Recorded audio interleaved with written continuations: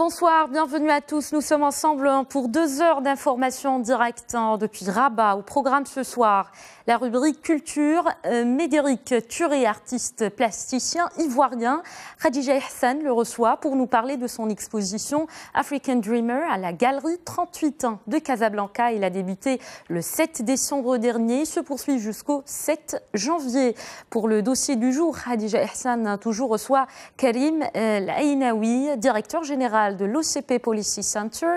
Ils reviennent sur la 6e édition de l'Atlantic Dialogue qui se tient à Marrakech du 13 au 15 décembre. On commence avec le journal. Voici les principaux titres. À Paris, une réunion de soutien à la force militaire du G5 Sahel tenue aujourd'hui. Le chef de l'État français Emmanuel Macron a accueilli les présidents des 5 pays africains concernés. Objectif, accélérer le déploiement de la force et renforcer son financement.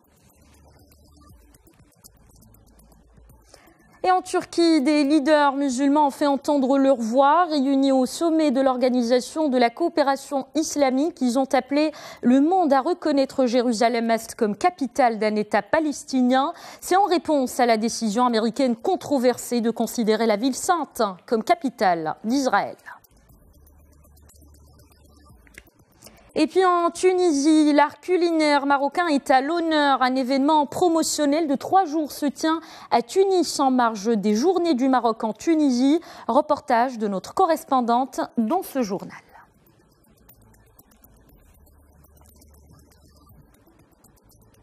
Mais avant de développer ces titres, on part à Casablanca, la métropole marocaine. 2 personnes ont été tuées et 3 autres blessées à différents degrés dans l'effondrement ce mercredi d'une partie d'un mur servant de clôture extérieure d'une société d'aliments pour bétail à Casablanca.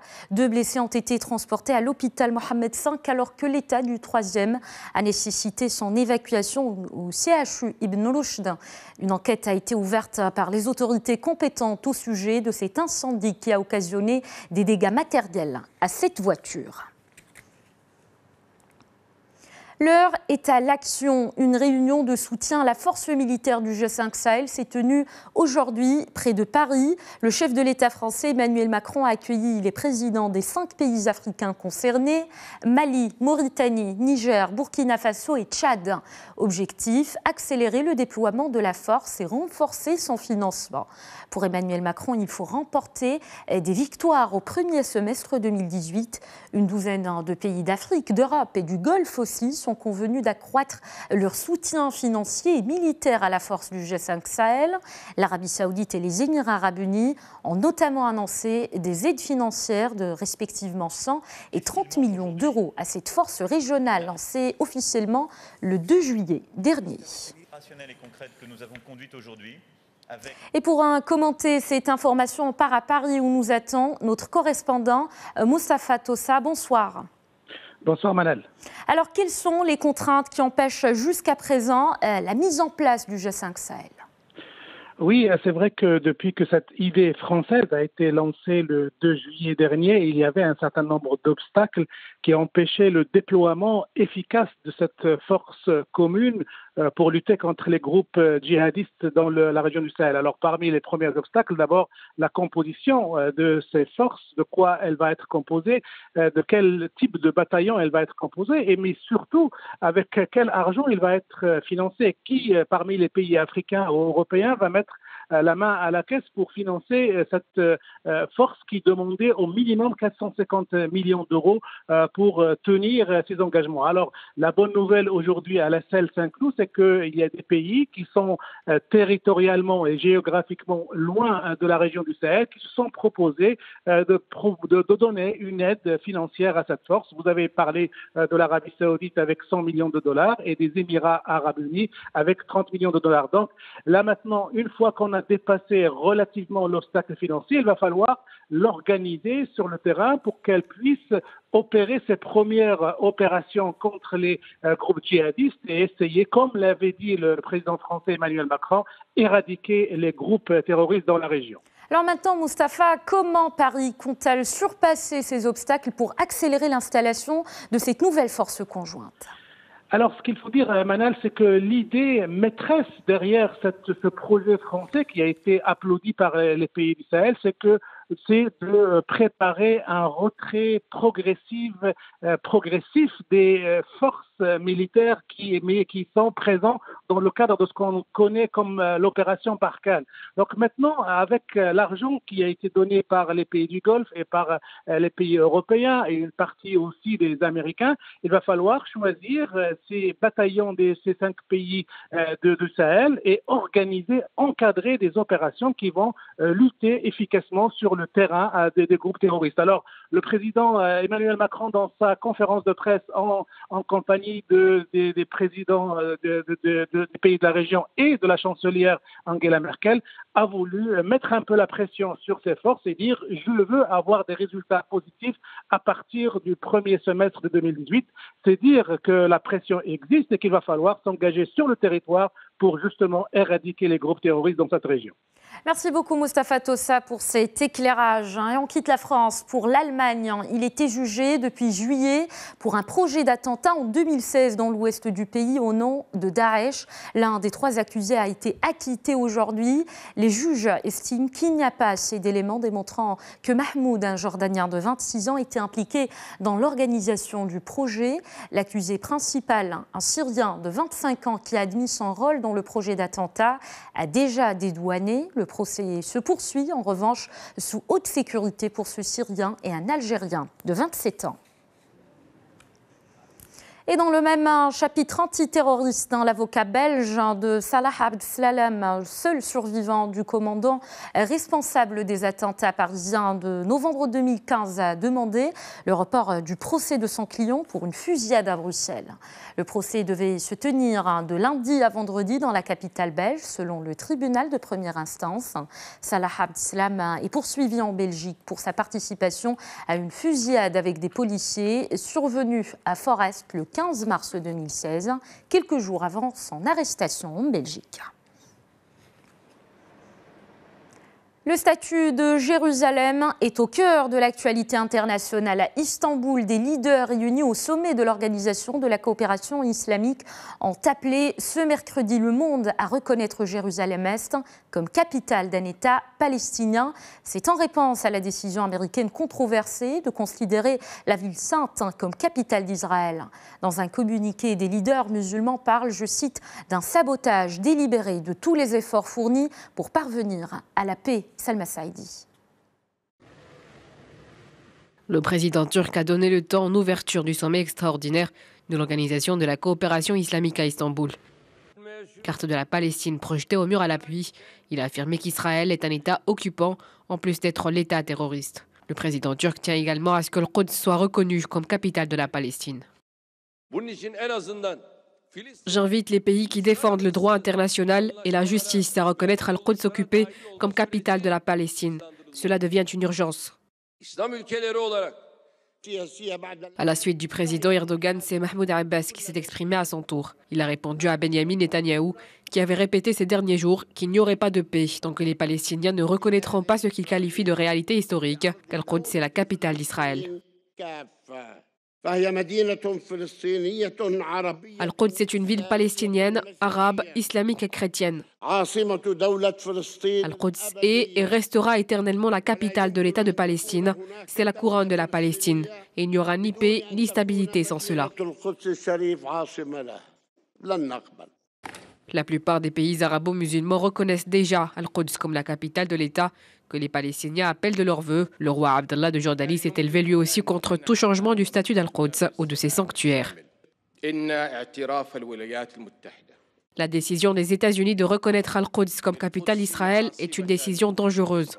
Une décision qui menacera la sécurité et la stabilité. Cela va également frustrer les efforts pour reprendre le processus de paix. Cet appel des leaders musulmans vient à la suite de nombreuses manifestations d'opposition à la décision du président américain dans plusieurs pays du Proche-Orient et des violences dans les territoires palestiniens. D'ailleurs, 4 Palestiniens ont été tués et des centaines de blessés depuis jeudi 7 décembre. De son côté, le roi Salman d'Arabie Saoudite a réitéré aujourd'hui le droit des Palestiniens à un État indépendant avec l'est de la ville sainte comme capitale. Le souverain saoudien s'est exprimé à l'ouverture de la session annuelle du Majlis Ashura, l'Assemblée consultative. Voici un extrait de sa déclaration. Le royaume ne cesse d'appeler à des solutions politiques aux crises et aux problèmes de la région, et en premier lieu à la question palestinienne, avec le droit des Palestiniens de recouvrer leurs droits légitimes, dont le droit de proclamer un État indépendant avec Jérusalem-Est pour capitale. À Jérusalem, en juin, notre correspondante Valérie Ferron. Bonsoir Valérie. Bonsoir Manal. Alors, avec cet appel des pays musulmans à reconnaître un Jérusalem-Est comme capitale palestinienne, l'espoir est-il de retour au sein de la population ? Alors, disons tout d'abord qu'ils ont appelé à reconnaître l'État de Palestine avec Jérusalem-Est comme capitale. C'est important pour les Palestiniens puisque la question qui se pose au niveau international, c'est sur les deux sujets, à la fois reconnaissance de leur État et à la fois Jérusalem-Est comme capitale. Donc les décisions annoncées d'une certaine manière sont satisfaisantes pour eux puisqu'elles correspondent à des revendications de longue date, comme le fait par exemple de ne plus être sous la coupe totale des États-Unis, que les Palestiniens ont toujours dénoncé comme étant les alliés, les messagers des positions de la puissance occupante israélienne. Deux choses importantes, la position de l'OCI reste totalement dans le cadre de la loi internationale, ce qui est essentiel pour préserver les droits des Palestiniens sur la scène diplomatique internationale, et par la suite convaincre justement, par exemple les Européens, de reconnaître l'État de Palestine avec Jérusalem. D'autre part, ceci libère en principe les Palestiniens du carcan du processus d'Oslo et des négociations qui pour eux n'ont jamais été autre chose qu'une farce, alors que sur le terrain, la colonisation n'a pas cessé de les priver de leurs terres et de les asphyxier économiquement. Mais pour qu'ils reprennent vraiment espoir, Manal, il va falloir bien plus. Et la question, c'est quelles actions vont suivre ces déclarations. Et pour eux, il faut notamment pousser en avant tous les dossiers des violations israéliennes des droits de l'homme au droit au retour des réfugiés, en passant bien sûr par la colonisation devant toutes les institutions internationales compétentes. Car pour l'instant, on a affaire à quoi? À des hommes, des femmes, des enfants épuisés, matériellement bien sûr et psychologiquement, même s'ils continueront à se battre pour leurs droits.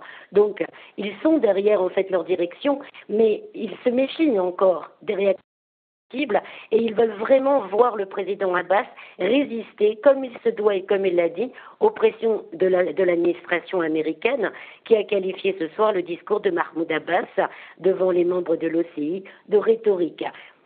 Petit point pour terminer, Manal. L'autre problème grave, c'est sur le terrain. L'évolution sur le terrain peut basculer beaucoup plus rapidement que toutes les actions diplomatiques et juridiques à venir. L'armée israélienne a entrepris des vagues d'arrestations massives en Cisjordanie, par exemple, en infiltrant les manifestations, sans compter les possibles problèmes graves que peuvent créer les colons et bien sûr l'éventuelle escalade contre la bande de Gaza.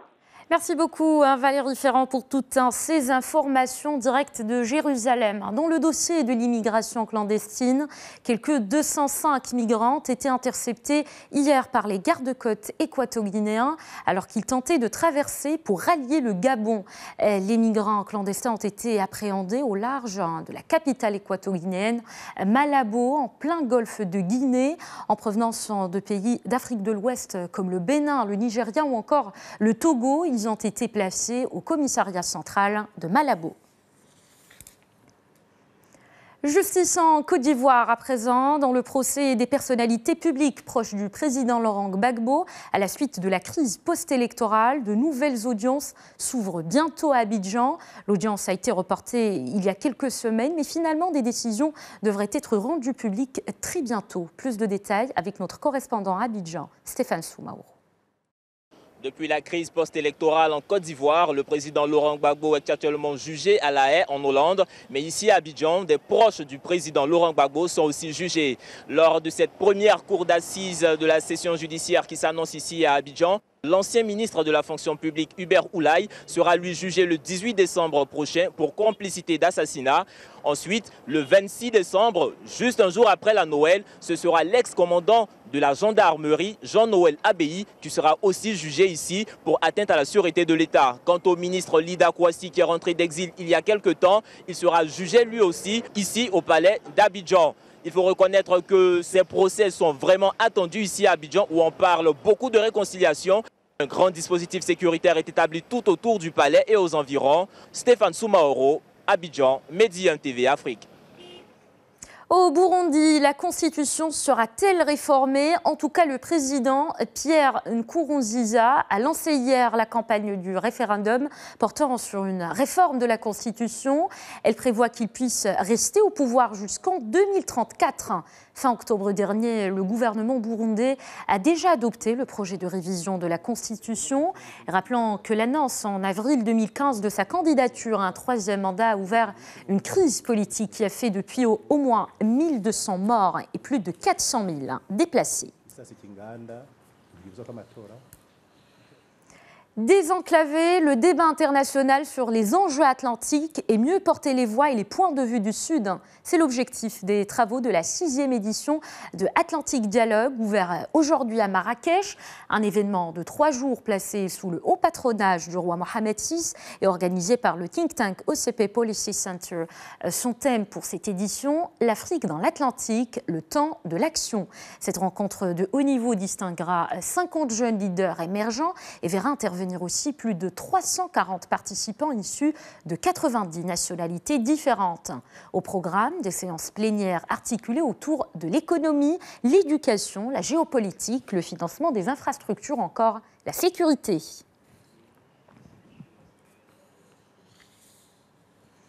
Direction la Tunisie, et si justement vous êtes en Tunisie, ne manquez pas de découvrir un art culinaire marocain. Il est à l'honneur à Tunis, la capitale, un événement promotionnel de 3 jours. Il se tient donc dans la capitale tunisienne en marge des Journées du Maroc en Tunisie. La palette des saveurs de la cuisine marocaine est le témoin de la capacité du peuple marocain à accueillir à travers les siècles des cultures différentes et à évoluer à leur contact. Ce sont les mots de l'ambassadeur du Maroc en Tunisie, Madame Latefa Akherbache, à l'ouverture, et les a prononcés à l'ouverture de cet événement gastronomique. Reportage de Najwa Pacha.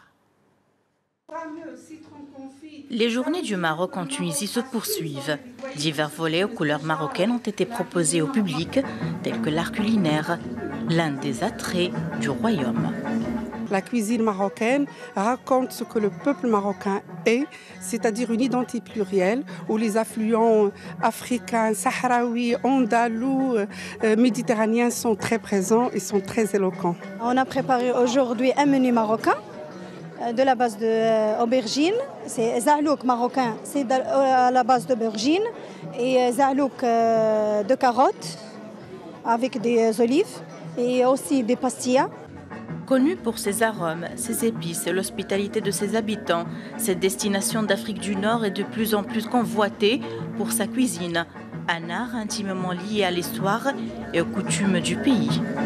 La gastronomie marocaine est assez différente de la gastronomie tunisienne, même si les deux gastronomies se rencontrent sur bien des égards, mais il y a des spécificités de certains plats marocains qui n'existent pas chez nous. Et je crois que c'est une bonne opportunité aujourd'hui de les faire connaître au public tunisien. La culture, ce n'est pas seulement la musique, ce n'est pas seulement la danse. Il y a ce côté culinaire qui est important aussi, qui nous permet peut-être de parcourir toute l'histoire, toute la géographie du Maroc. Les influences des différentes cultures présentes au Maroc, amazigh, arabe, andalouse, font que la gastronomie marocaine soit l'une des plus riches du monde. C'est ainsi qu'elle a été classée 2e meilleure gastronomie du monde il y a quelques années. Les Journées du Maroc en Tunisie ont pu mettre en valeur les caractéristiques culturelles du Maroc, à savoir la gastronomie qui offre plusieurs recettes qui résultent de la variété culturelle et traditionnelle du pays. Najwa Pacha, Medi 1 TV, Tunis. Voilà, après l'art culinaire, le 7e art, un mot donc de cinéma. Avant de se quitter, les héros du réveil de la Force rejoignent les figures légendaires de la galaxie dans une aventure épique. C'est en bref l'histoire du 8e épisode de la saga Star Wars. Elle révèle des secrets ancestraux sur la Force et entraîne de surprenantes révélations sur le passé. Son avant-première européenne, Les Derniers Jedi, a eu lieu hier soir à Londres, en présence des acteurs du film et des princes Harry et William.